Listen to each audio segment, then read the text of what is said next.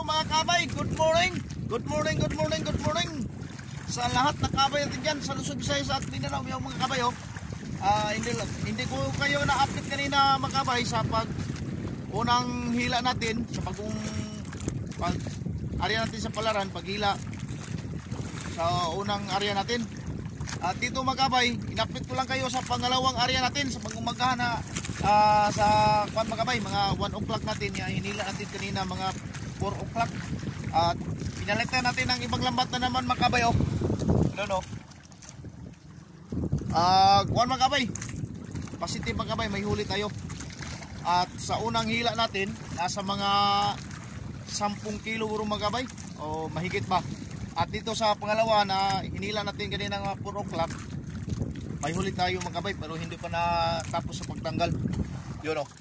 At doon pa sa lambat, mayroon pa doon o. Tulingan. Yan o. Baka may swerte mga kabay, madagdagan po to sa isang lambat na hinapon natin sa Makarya. Baka makarami-rami tayo ngayong umaga. Good morning sa lahat ng kabay natin yan. Sa mga silent viewers dyan, sa mga OFW, yun, malaking shoutout at magandang umaga sa inyong lahat dyan. Good morning. Sa lahat ng mga natin dyan, pinsan, sa Manila or sa Cebu, sa Masbate, sa mga kapatid ko, lalo na sa mama, papa, sa isang anak ko dyan, sa Masbate, at mayroong isang anak tayo doon sa Manila. Yun, good morning. Malaking shout out sa inyo lahat yan. Maya-maya po mga kabay, tanggal muna tayo sa uli natin.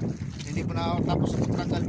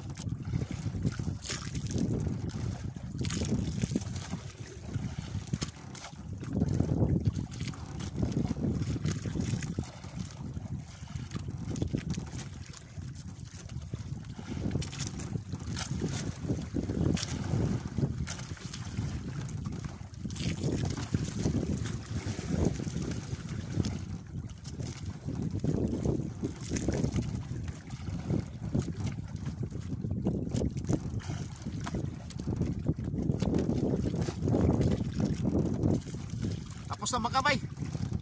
Maghila tayo sa isang lambat natin na hinabol natin sa pagkarya. Yun ang huli natin lahat mga kabay sa pangalawang karya natin sa Palaran. Yun. At dito sa hinahabol natin sa pagkarya baka makadagdag pa tayo dito.